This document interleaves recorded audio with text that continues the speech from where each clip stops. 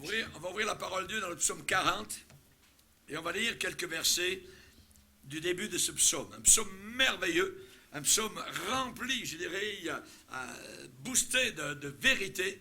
Et ces vérités, évidemment, sont des vérités spirituelles qui nous donnent la vie et qui, évidemment, nous donnent l'heure juste aussi. Psaume 40, au chef des chantres de David, psaume. J'avais mis en l'Éternel mon espérance, il s'est incliné vers moi et il m'a retiré de la fosse de destruction, du fond de la boue, et il a dressé mes pieds sur le roc. Il a affermi mes pas. Il a mis dans ma bouche un cantique nouveau, une louange à notre Dieu. Résultat, beaucoup de personnes, beaucoup l'ont vu et ont eu de la crainte. Et ils se sont confiés en l'Éternel. Amen. Seigneur, merci pour ta parole. Merci pour ce glaive du Saint-Esprit. Et nous voulons, Seigneur, en remplir notre carquois. Nous te bénissons pour ces flèches merveilleuses, Seigneur, qui font déguerpir l'ennemi, Seigneur, et le mettre en fuite. Nous te demandons que nous puissions, Seigneur, te servir de mieux en mieux, de plus en plus, avec plus d'efficacité, Seigneur, plus de sérieux, plus nous voyons s'approcher le jour, le fameux jour, Seigneur, où nous te verrons finalement, toi que nous aimons sans t'avoir vu, mais nous réjouissons d'une joie ineffable et glorieuse. Merci Père, au nom de Jésus. Amen. Et tout le peuple dit Amen. Amen. Gloire à Dieu. On peut s'asseoir, frères et sœurs. Alléluia. On va parler ce matin de bénédiction. Alléluia. Et vous savez que la bénédiction de Dieu, c'est celle qu'il accorde et qui ne fait suivre d'aucun chagrin. Aucun chagrin ne suit la bénédiction de Dieu. Si vous êtes béni et que vous êtes triste, ce n'est pas celle de Dieu.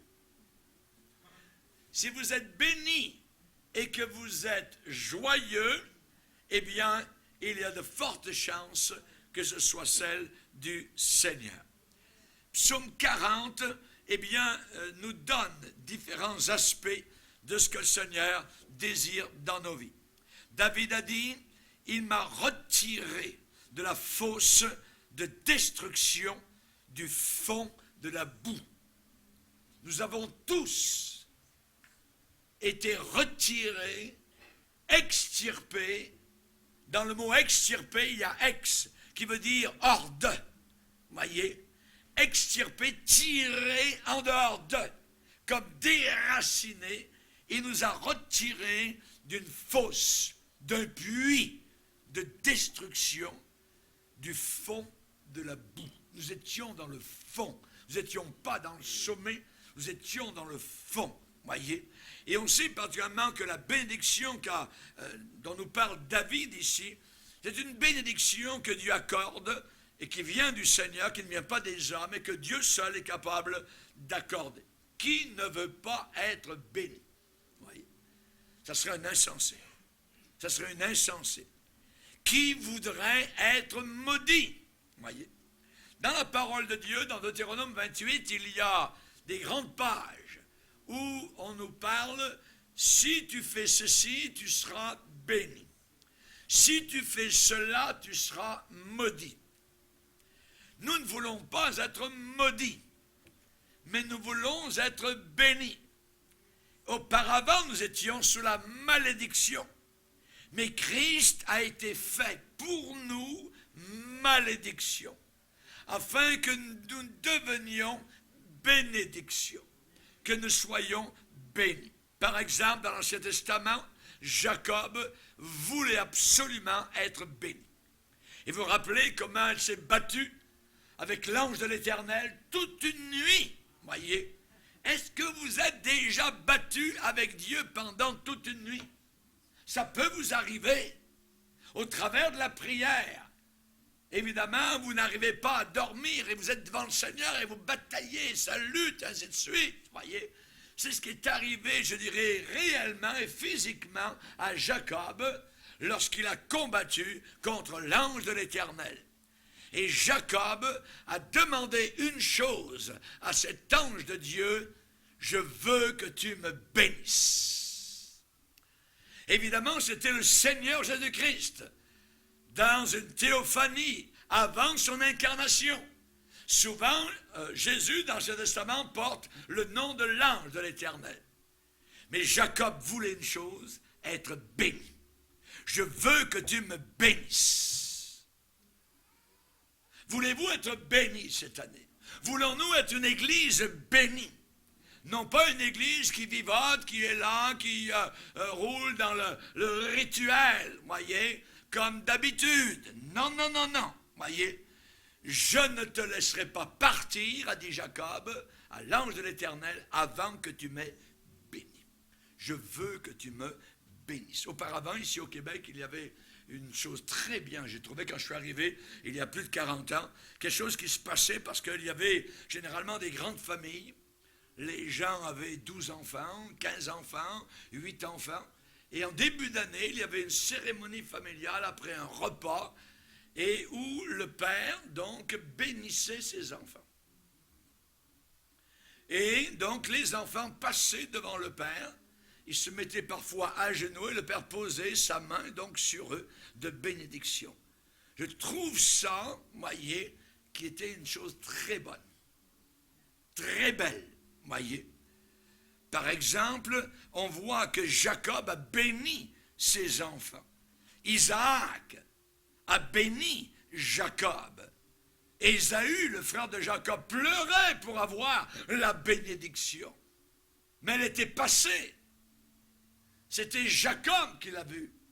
Jacob s'intéressait non pas aux choses matérielles, maison, troupeau, biens et argent. Non, non, non. Jacob était intéressé par les choses de Dieu, les choses spirituelles.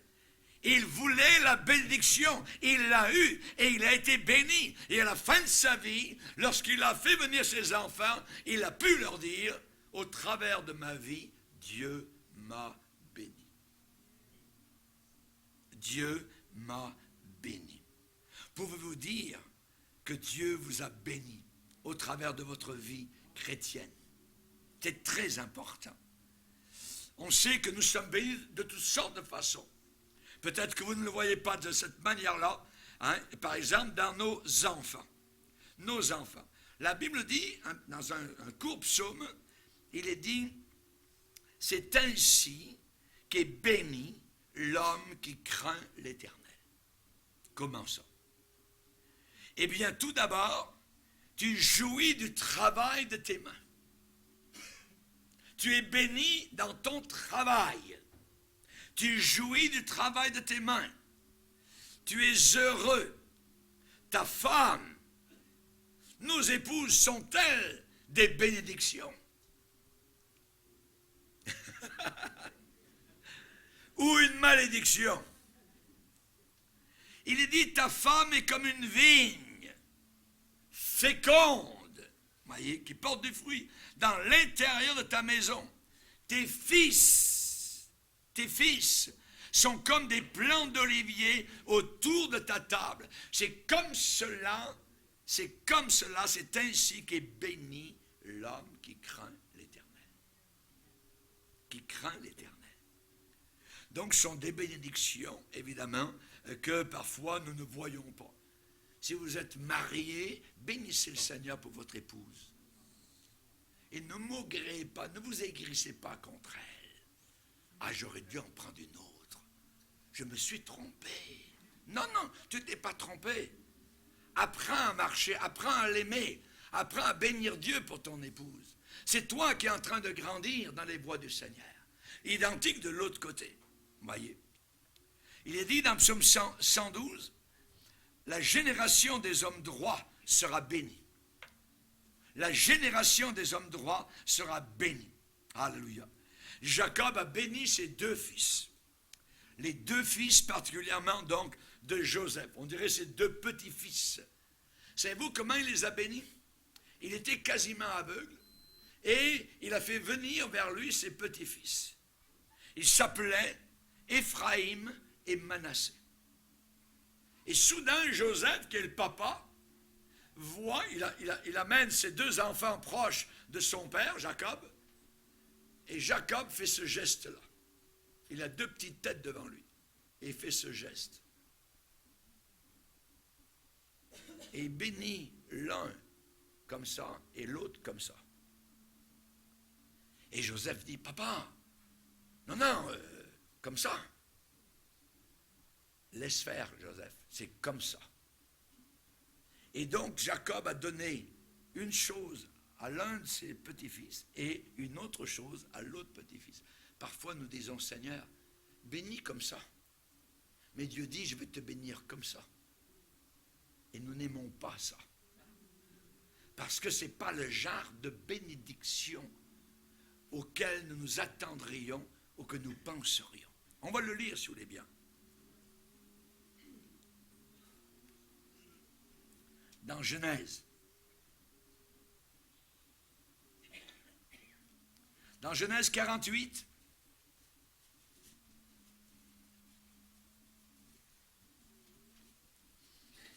verset 8, Israël, qui est Jacob, regarda les fils de Joseph et dit, « Qui sont ceux-ci » Joseph répondit à son père, « Ce sont mes fils que Dieu m'a donnés ici. » Israël, Jacob, dit, « Fais-les, je te prie, approcher de moi pour que je les bénisse. » Les yeux d'Israël, de Jacob, étaient appesantis par la vieillesse et il ne pouvait plus voir.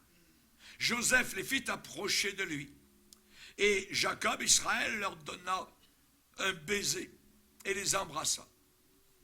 Israël dit à Joseph, « Je ne pensais pas revoir ton visage, et voici que Dieu me fait voir même ta postérité. » Joseph les retira des genoux de son père et se prosterna en terre devant lui. Puis Joseph les prit tous deux, Éphraïm de sa main droite à la gauche d'Israël et Manassé de sa main gauche à la droite d'Israël.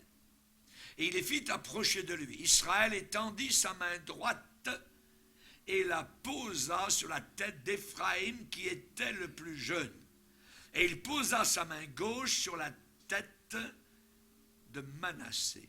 Ce fut avec intention qu'il posa ses mains ainsi, de cette manière, croisées, car Manassé était le premier-né. Il bénit Joseph et dit, « Que le Dieu en présence duquel ont marché mes pères Abraham et Isaac, que le Dieu qui m'a conduit depuis que j'existe jusqu'à ce jour, que l'ange qui m'a délivré de tout mal, l'ange de l'Éternel, qui est Jésus-Christ, bénisse ses enfants. Qu'ils soient appelés de mon nom et du nom de mes pères, Abraham et Isaac, et qu'ils multiplient en abondance au milieu du pays. » Joseph vit avec déplaisir que son père posait sa main droite sur la tête d'Éphraïm. Il saisit la main de son père, son vieux père, pour la détourner de dessus la tête d'Éphraïm et la diriger sur celle de Manassé. Et Joseph dit à son père, « Pas ainsi, mon père, c'est pas comme ça, papa, car celui-ci est le premier-né. Pose ta main droite sur sa tête. » Son père refusa et dit, « Je le sais, mon fils, je le sais. Lui aussi deviendra un peuple, lui aussi sera grand, mais ton frère cadet sera plus grand que lui. Et sa postérité deviendra une multitude de nations. » Il les bénit ce jour-là et dit, « C'est par toi qu'Israël bénira en disant que Dieu te traite comme Éphraïm et comme Manassé. » Et il plaça donc le plus jeune avant le plus vieux. Et il plaça Éphraïm avant Manassé. Chers amis, les bénédictions de Dieu ne sont pas nos bénédictions. Il faut parfois, et nous aimerions dire, papa, tu sais, arrange ça comme ça. C'est ce que j'ai pensé moi. Non, Dieu dit, c'est comme ça que ça va se passer. Et chers amis, nous avons besoin de savoir que Dieu veut nous bénir. Mais non pas comme nous le pensons. Nous pensons, je vais avoir de l'argent, je vais avoir des maisons, je vais avoir une voiture, je vais avoir... Non, c'est pas ça les bénédictions de Dieu. Les bénédictions de Dieu, ça vient de bénir, ça vient du mot latin benedicere, qui veut dire, qui signifie dire du bien. Quand Dieu nous bénit, c'est que Dieu dit du bien de nous. Qu'avons-nous faire si le monde dit du mal de nous? Nous calomnie. Si Dieu est en train de dire du bien de nous, c'est-à-dire que nous sommes bénis par le Seigneur. La bénédiction de Dieu, c'est d'avoir le sourire de Dieu sur nos vies. Même si je suis en prison, même si j'ai plus rien à manger, même si un djihadiste prend son couteau et me tranche la gorge, si je suis béni, ça c'est une bénédiction qui vient de la part du Seigneur parce que Dieu dit du bien de moi. Il dit du bien de moi. Il est dit que Jésus allait de lieu en lieu quand il était sur la terre et il faisait du bien. Il guérissait, il délivrait tous ceux et celles qui étaient sous l'empire, la puissance de Satan. Il les bénissait. Et chers amis, comment faire pour être bénis? Quand nous prions et que nous disons vis-à-vis de quelqu'un, Seigneur, bénis-le. Qu'est-ce qu'on veut dire? C'est général, voyez, c'est général. Mais ça veut dire différentes choses. Et David, particulièrement, a le témoignage d'un homme qui connaissait la bénédiction de Dieu, qui était béni, qui connaissait le bonheur, qui connaissait la joie véritable. Et il en parlait par expérience. Et David nous dépeint dans le psaume 40 deux positions. La première, dans la fosse, la deuxième, sur le roc. Deux positions. Et normalement, on comprend très bien cela, nous les chrétiens. Dans la fosse, position de celui qui n'est pas sauvé, position de celui qui est damné, de celui qui est maudit, de celui qui va en enfer, de celui qui est incrédule, de celui qui est ignorant, il n'est pas sauvé. Deuxième position, sur le roc. C'est la position de la personne qui est maintenant sauvée. Nous sommes placés sur le roc. Premièrement, fosse de destruction. Il m'a retiré de la fosse de destruction. Es-tu béni? Tu as été retiré de la fosse de destruction. En anglais, ça dit l'horrible fosse. La version Hostie dit une fosse fatale. Une autre version, Théodore de Bèze, dit la fosse obscure. La version Martin dit un puits bruyant. Tous ces aspects sont vrais. C'est un bourbier traître, et nous y étions. Il m'a retiré de la fosse de destruction. C'est la position de celui qui est perdu. Cette fosse de destruction, elle est premièrement profonde. Très profonde. Elle est horrible parce que ceux qui s'y trouvent à l'intérieur sont totalement éloignés de Dieu. C'était le cas du fils prodigue, c'était le cas de Manassé, c'était le cas de Zachée, c'était mon cas, c'était notre cas, c'était votre cas à tous. Nous étions dans une fosse profonde, éloignés de Dieu. Et la Bible dit que de temps en temps, nous avons besoin de faire un pèlerinage, pas à Lourdes, ni à Sainte-Anne-de-Beaupré, ni à la Mecque, mais on a besoin de faire un pèlerinage, nous les chrétiens. D'aller regarder la fosse d'où nous avons été tirés. Ésaïe 51, portez les regards sur la fosse d'où vous avez été retirés. Si vous n'avez pas de fosse à aller voir, vous n'êtes pas sauvé.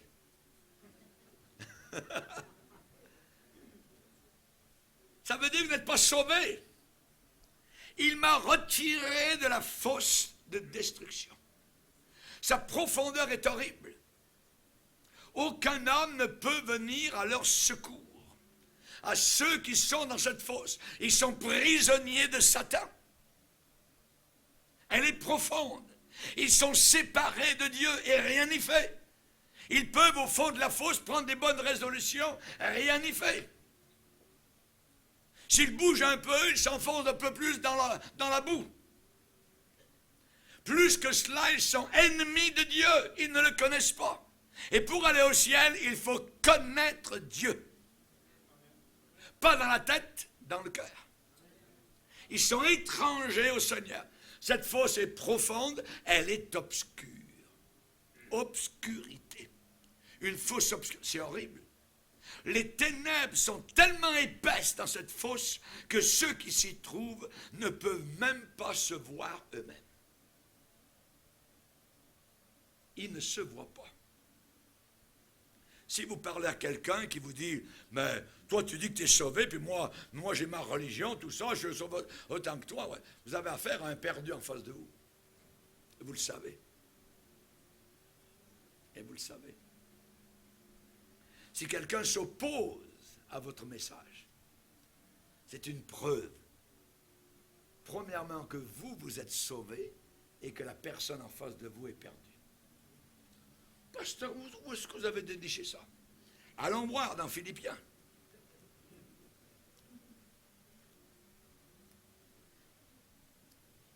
Philippiens, premier chapitre. Il est dit au verset 28 de combattre d'une même âme pour la foi de l'Évangile, sans vous laisser aucunement effrayer par les adversaires. Les adversaires de l'Évangile, voyez. Ce qui est pour eux une preuve. Quelle preuve? De perdition. Ils sont perdus. Mais c'est une autre preuve. Pour vous, preuve de salut. Ça prouve qu'eux sont perdus, ça prouve que vous êtes sauvés. Quiconque s'oppose au message que vous avez dans votre bouche, quand vous annoncez l'évangile de Jésus-Christ, que vous êtes sauvé uniquement par la croix du Calvaire, si quelqu'un s'oppose, c'est une preuve que vous êtes sauvé et que l'autre est perdu. C'est Paul qui déclare cela. Pourquoi? Car il vous a été fait la grâce par rapport à Christ, non seulement de croire en lui, mais encore de souffrir pour lui, en soutenant le même combat que vous m'avez vu soutenir et que vous apprenez maintenant que je soutiens. Cette fosse est tellement obscure que les gens ne se voient pas eux-mêmes.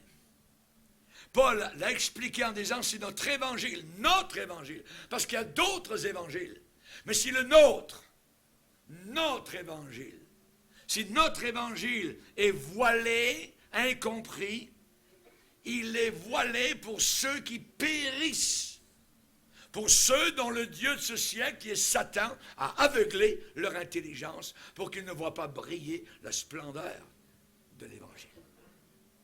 La splendeur de l'évangile. Ces gens-là n'ont pas la moindre idée de leur état lamentable. Ils sont totalement aveugles à la lumière de la grâce de Dieu, totalement aveugles à la beauté de son Fils.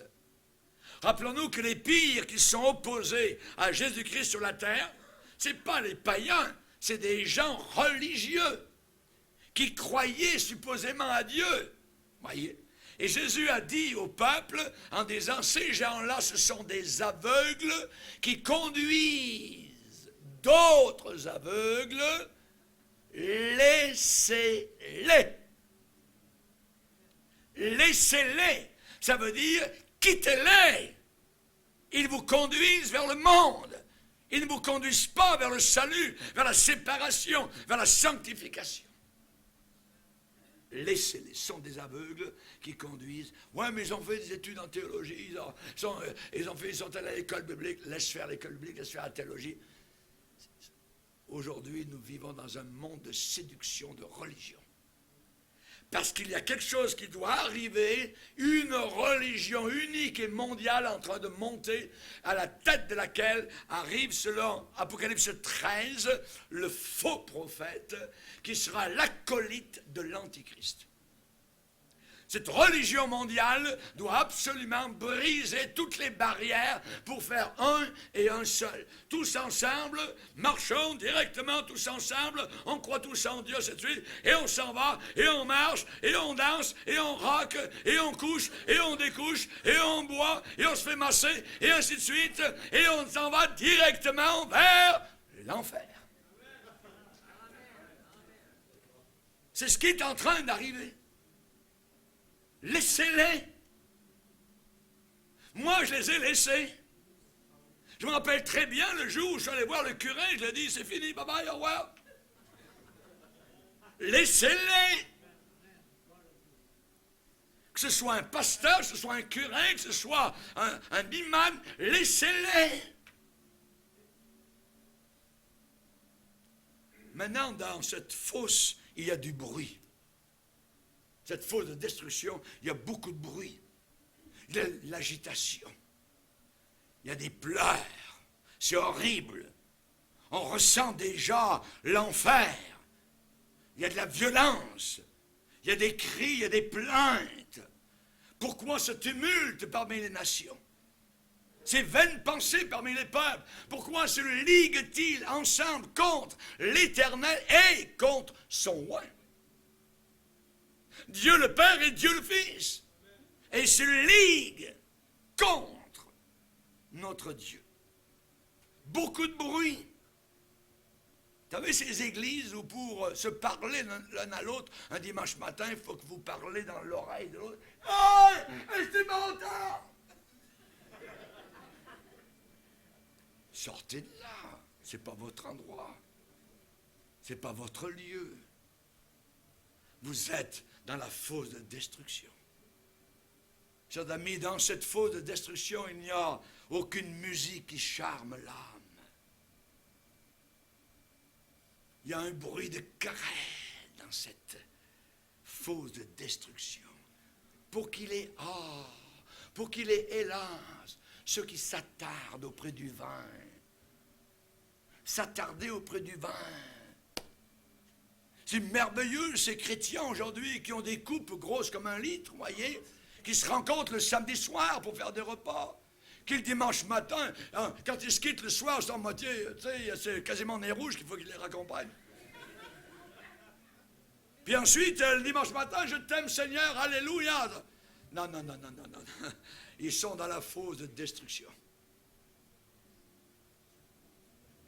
Chers amis, dans cette fosse, il y a une vocifération d'une multitude de voix. La voix de la business, la voix du plaisir, la voix de l'avidité, du vice, la voix des ripailles, la voix de l'impureté, la convoitise, le vice, la voix du blasphème, mensonge, la voix de la cigarette, la voix de la drogue. Ces gens-là sont sans force. Sans force. La cigarette vous relie au monde. Vous avez l'esprit du monde tant que ce petit bout n'est pas parti. La cigarette.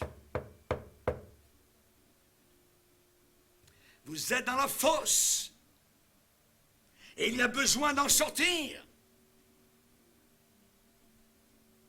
Imaginez que j'arrive ici.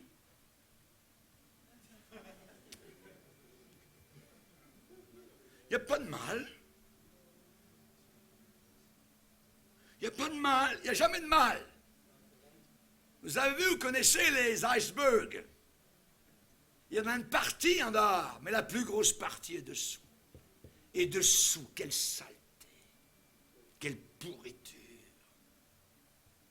quel microbe. J'ai vu ça arriver au début, il y a à peu près une vingtaine d'années, où certains chrétiens, à la sortie, là, c'était allumer vite la cigarette. On ne prie pas pour les délivrances. Sans force.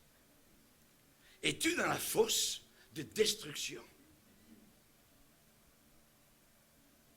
Les soucis de la vie, la séduction étouffent la parole de Dieu. Nous avons connu ici des personnes qui ont entendu les mêmes messages que vous entendez. Des messages à faire trembler l'enfer, mais ça n'a pas fait trembler leur cœur. Certains sont retournés. Certains ont continué de leur bouche. Nous avons connu, nous, des gens dans le domaine musical qui jouaient et qui étaient capables d'être lesbiennes.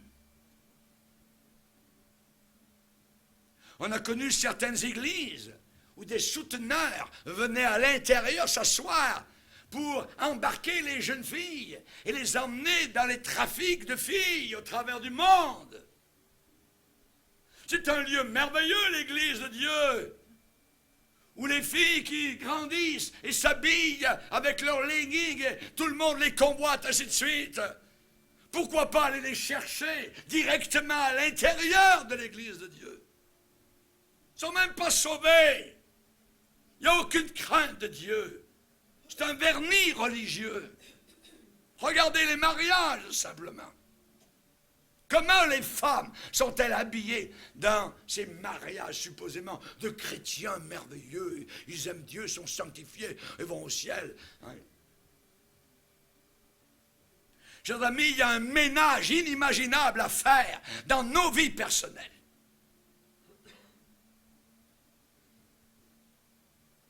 La Bible dit, il y a un mot, c'est assez. Enough is enough. C'est assez, ça suffit dans les temps passés d'avoir accompli la volonté des païens. Se pourrait-il que les chrétiens accomplissent la volonté des païens? La fosse, un bruit terrible de blasphème, de rigolade, de voix qui hurlent tellement fort que la voix du Saint-Esprit est totalement imperceptible. Des voix qui hurlent tellement fortement que les oreilles sont fermées et habituées à un langage religieux, évangélique. Il m'a retiré de la fosse de destruction.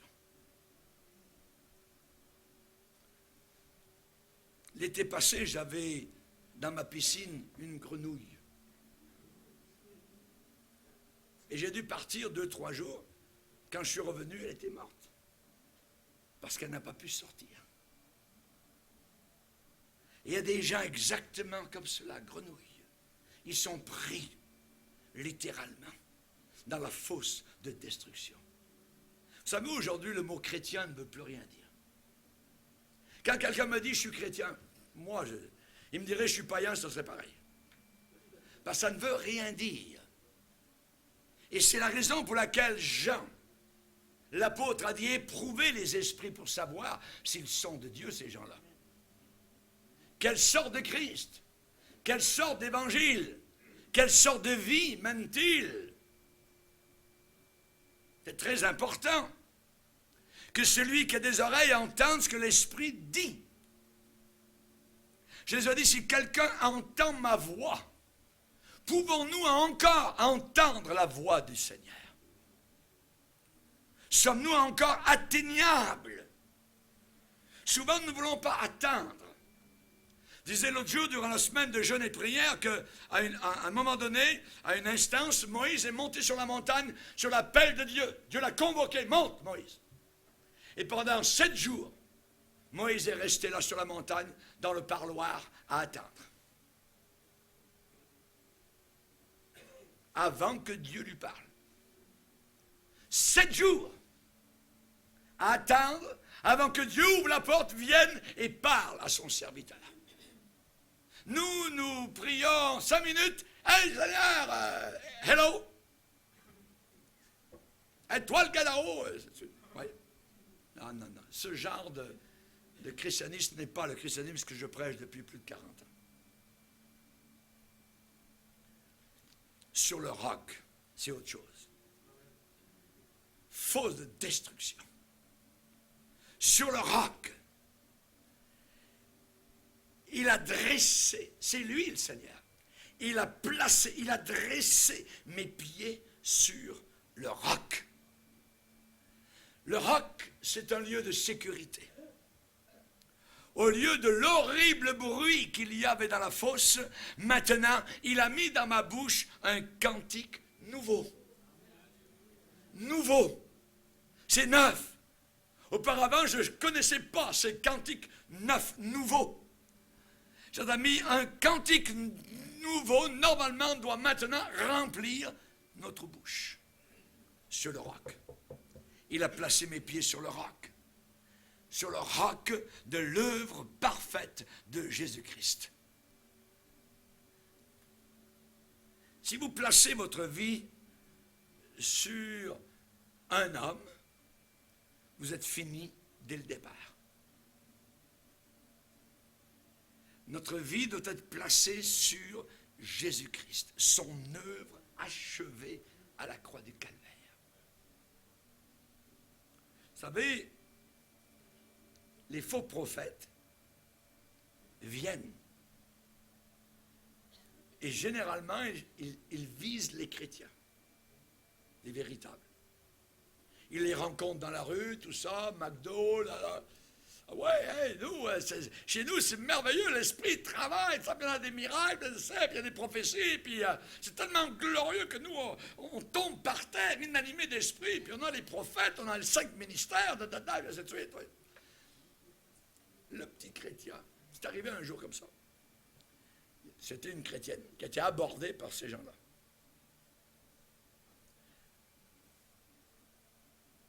La question qui a été posée, comment savez-vous que vous êtes sauvés? La chrétienne a dit, je parle en langue.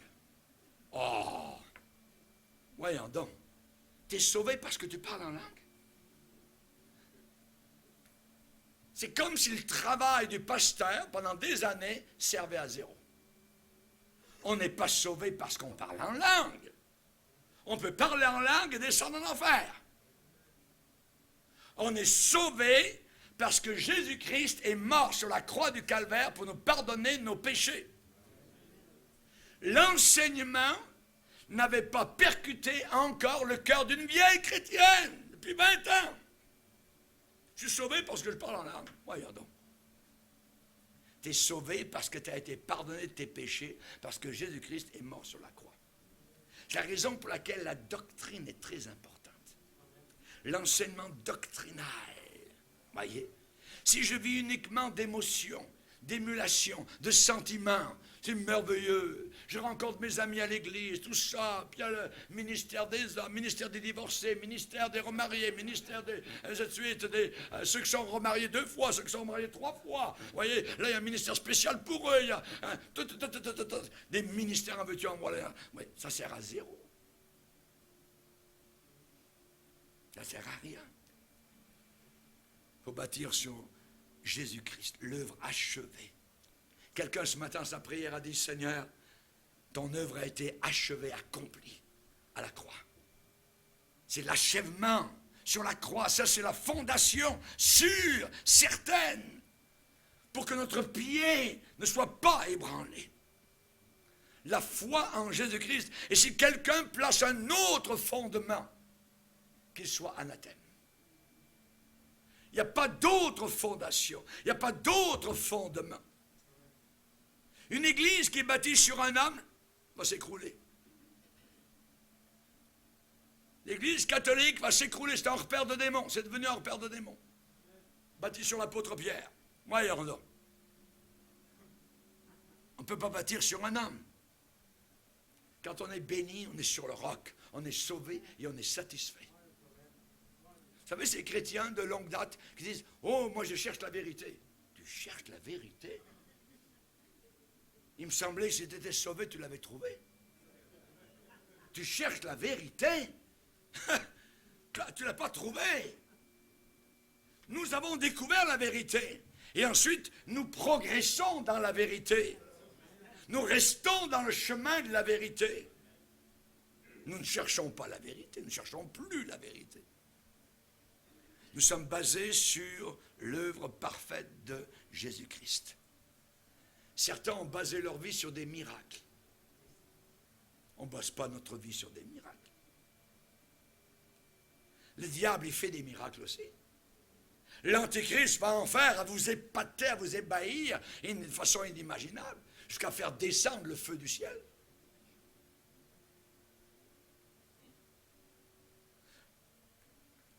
Paul a écrit aux Corinthiens en disant, les uns cherchent des miracles. Nous prêchons Christ crucifié. Mais il y en a d'autres qui cherchent la philosophie, la sagesse humaine. Eh bien, nous prêchons Christ crucifié. C'est Christ crucifié. Je ne dis pas que Dieu ne nous donne pas sa sagesse à lui, qui est bien différente de celle du monde. Il nous donne sa sagesse. Mais je base ma vie sur Jésus-Christ cloué sur la croix du Calvaire, sur le sang de Jésus, pas sur des miracles. N'avons-nous pas fait des miracles?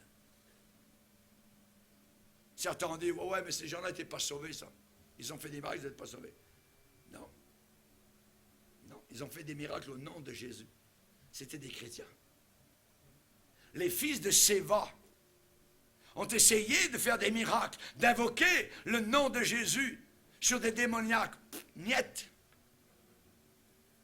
Rien n'est arrivé. Parce que c'était des païens. Dieu ne peut pas bénir des païens, même s'ils veulent chasser des démons. Aujourd'hui, l'Église de Dieu, et certains nous en parlent, que maintenant certains arrivent avec leur diplôme de guérison. Ils sont allés suivre des cours pour guérir les gens. Et attends, montre-moi l'école qu'a suivi l'apôtre Paul, l'apôtre Pierre, lorsqu'ils priaient pour les malades et qu'ils ont été guéris. Il n'y a aucun cours à suivre. C'est Dieu qui guérit. C'est Dieu qui guérit. Bâtir sur le roc, sur l'œuvre parfaite de Jésus-Christ. Quand nous sommes bénis, quand nous sommes sur le roc, la détresse a disparu.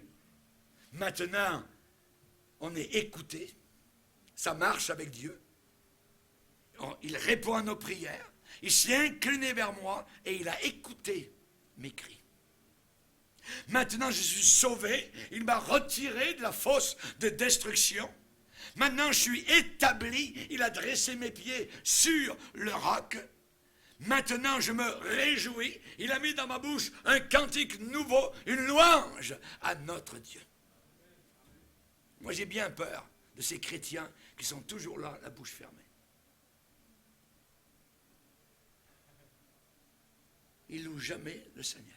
On ne les voit jamais ouvrir la bouche. Moi, j'ai bien peur de l'eau dormante. L'eau dormante, c'est dangereux. Normalement, si vous êtes sauvés, ça coule. Des fleuves d'eau vive. Et eux, il n'y a aucun fleuve.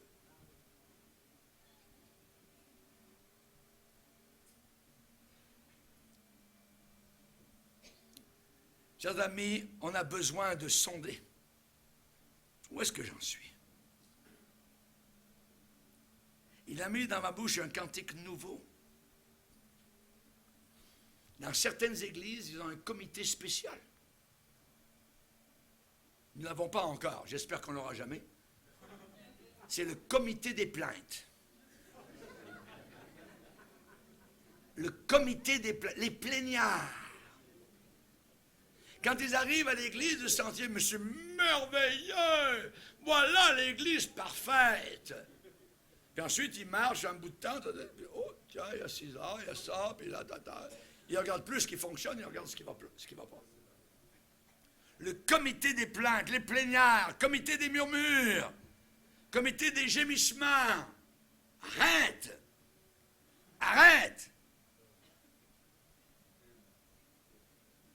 Maintenant, nous sommes utiles. Pourquoi? Parce que si je suis sur le roc, beaucoup l'ont vu.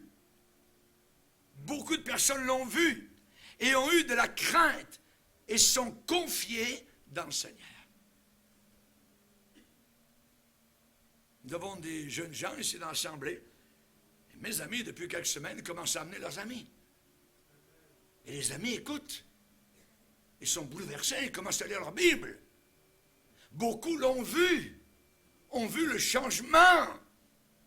Il faut que mon témoignage parle. Il faut que je sois attirant par le genre de vie que je mène.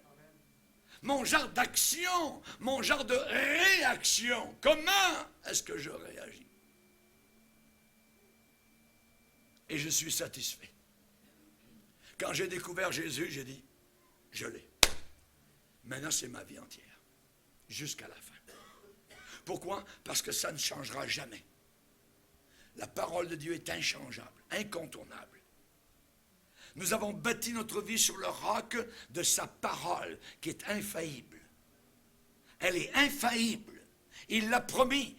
Il y a une chose que Dieu ne peut pas faire. Pasteur, vous commencez à tomber dans l'hérésie, là. Non, mais attendez, je finis la phrase. Dieu ne peut pas mentir.